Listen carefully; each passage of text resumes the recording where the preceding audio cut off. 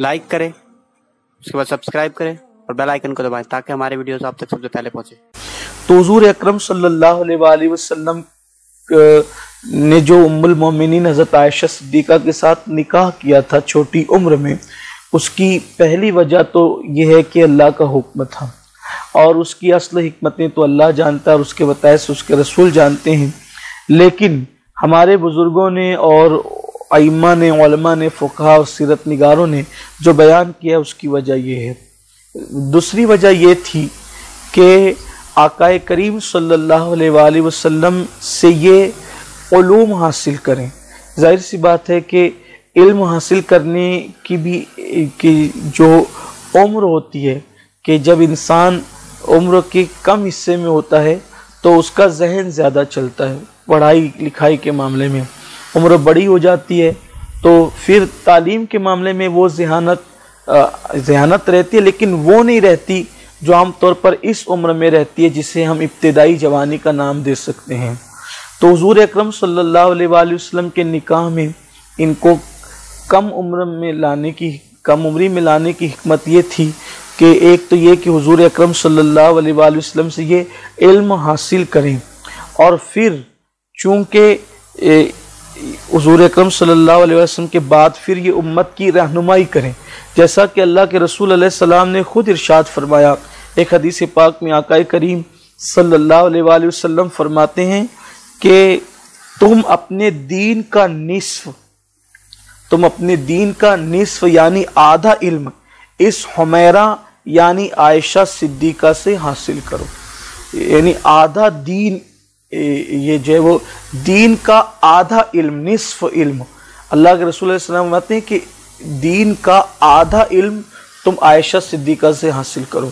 तो हुजूर अलैहिस्सलाम ने उनको इतना तैयार कर दिया था इल्म के मामले में। आगे जिक्र आएगा कि हज़रत सैयदना अबू मूसा अशअरी रदियल्लाहु ताला अन्हु फरमाते हैं कि किसी भी हदीस के मामले में सहाबा से हमारा इख्तिलाफ हुआ और हम उस मामले को लेकर उम्मुल मोमिनीन की बारगाह में हाजिर हुए तो हम ये देखकर हैरान हुए कि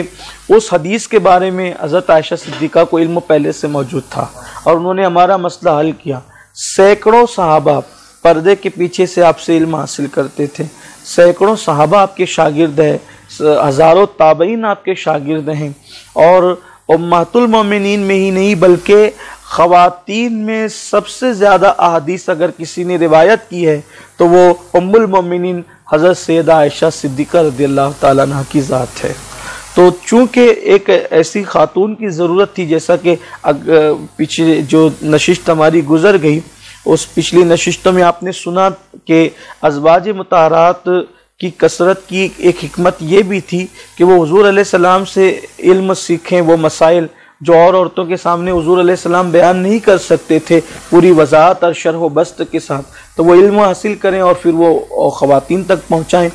तो आकाए करीम सल्लल्लाहु अलैहि वसल्लम से उम्मुल मोमिनीन ने वो उलूम हासिल किए और भी अज़वाज मुताहरात ने हासिल किए, लेकिन जो ज़हानत उम्मुल मोमिनीन हज़रत आयशा सिद्दीक़ा के पास थी इब्तिदाई जवानी की वजह से, वो ज़हानत और जगह भी थी लेकिन इतनी ज़हानत नहीं थी जो ज़हानत अल्लाह तबारक व तआला ने उम्मुल मोमिनीन हज़रत आयशा सिद्दीक़ा रज़ियल्लाहु तआला अन्हा को अता फरमाई थी। तो दूसरी हिकमत तो आप सुन चुके कि जब वो ताकि इब्तिदाई जवानी में ही हुजूर अलैहिस्सलाम की बारगाह में हाजिर हों और इल्म हासिल करें और फिर उम्मत की रहनुमाई करें, इसीलिए निस्फ़ इल्म इनसे हासिल करने के लिए कहा गया हज़रत सहाबे किराम रिदवानुल्लाहि ताला अलैहिम अजमईन को। तीसरी हिकमत इसमें यह भी हो सकती थी कि हुजूर अलैहिस्सलाम के मुखलिस सहाबी हज़रत सैयदना अबू बकर सिद्दीक़ रज़ियल्लाहु ताला अन्हु जिन्होंने कदम कदम पर इस्लाम की सहाबा की मदद की, हर कदम पर मदद की, शुरू दिन से लेकर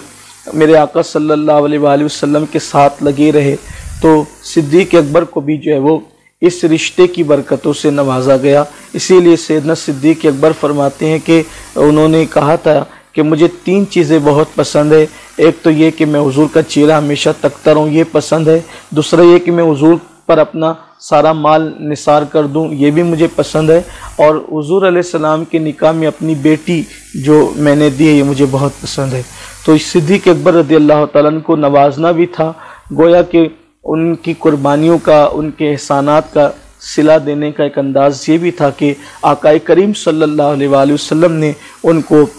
اپنے رشتے سے جو ہے وہ نوازا، اور یہ بہت بڑی سعادت کی بات ہے۔ اگر مٹی حضور کے تلووں کے نیچے آ جائے تو وہ معراج پا جاتی ہے۔ جن کو حضور علیہ السلام کا سسر ہونے کا شرف حاصل ہو تو ظاہر سی بات ہے کہ یہ بہت بڑی سعادت کی بات ہے اور یہ بڑے مقدر کی بات ہے۔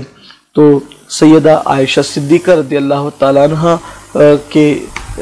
نکاح میں ایک حکمت یہ بھی تھی، اور ایک حکمت یہ بھی بتائی جاتی ہے کہ ام المومنین حضرت عائشہ صدیقہ رضی اللہ تعالیٰ عنہ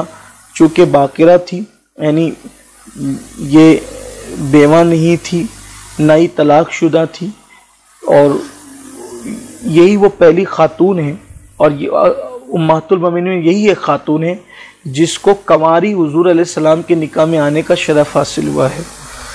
اس لیے آپ فرماتی بھی تھی، بڑے فخر سے فرماتی تھی کہ میں ہی ایک ہوں کہ مجھے حضور علیہ السلام کے نکاح میں کنواری آنے کا شرف حاصل ہوا ہے، اور میں حضور کے نکاح میں کنواری آئی ہوں۔ باقی تمام ازواج مطہرات یا تو بیوہ ہوئی ہے، یعنی پہلے اور اس کے بعد، یا پھر ایک ام المومنین طلاق شدہ بھی اس میں سے تھی، جیسا کہ ان کا ذکر جب آئے گا تو ہم عرض کریں گے انشاءاللہ تعالیٰ۔ تو اس پر بہت خوش ہوتی تھی اور اظہار فرماتی تھی۔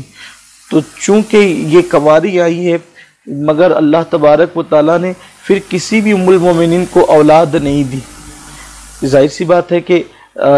ازواج مطہرات سے نکاح کی حکمت تو یہی تھی کہ وہ حضور سے دین سیکھیں اور دین سیکھنے کے بعد اس کو پھیلائیں۔ تو چونکہ اگر ان کو اولاد دی جاتی تو پھر یہ اولاد کی پرورش اور تربیت میں مصروف ہو جاتی، اور جو مقصد کے لیے ان کو آقا کریم صلی اللہ علیہ وآلہ وسلم کے نکاح میں لایا گیا تھا وہ مقصد فوت ہو سکتا تھا۔ کیونکہ آپ جانتے ہیں، سننے والے ہمارے سامعین اور ناظرین جانتے ہیں کہ جب کوئی خاتون کو بچہ ہو جاتا ہے تو اس کی پوری توجہ اس کی طرف مبذول ہو جاتی ہے اور طرف سے ہٹ جاتی ہے۔ رہی بات امہات المومنین کا حضور کے نکاح میں آنے کے بعد ان کی اولاد نہ ہونا، یہ قطعاً عیب کی بات نہیں ہے، کیونکہ ان کو تو لایا ہی گیا تھا اس لیے کہ وہ حضور سے علم سیکھیں اور حضور کی ازدواجی زندگی اور خواتین کے جو مسائل ہیں اس پر وہ قوم کی رہنمائی کریں، امت کی رہنمائی کریں۔ رہی بات اولاد کے حوالے سے تو یہ کیا کم ہے کہ جو بھی کلمہ قیامت تک پڑھے گا وہ امہات المومنین کے بیٹوں میں شمار کیا جائے گا، اور وہ سب حضور علیہ السلام کی تمام ازواج مطہرات مومنین کی مائیں ہیں الحمدللہ تعالی۔ تو ام المومنین کا جو نکاح ہے وہ مکۃ المکرمہ میں ہوا ہے، اور ہجرت سے جو ہے وہ 1 سال قبل ہوا ہے، یعنی کہ ام المومنین حضرت خدیجہ الکبریٰ کے وصال کے بعد آقا کریم صلی اللہ علیہ وسلم کی طبیعت میں کچھ غم کی کیفیت تھی، تو آقا علیہ السلام کو مشورہ دیا گیا کہ یا رسول اللہ آپ نکاح فرما لیں، اور پھر اس کے بعد حضور علیہ السلام نے جب وہ ام المومنین حضرت عائشہ صدیقہ رضی اللہ تعالیٰ عنہ سے نکاح کیا۔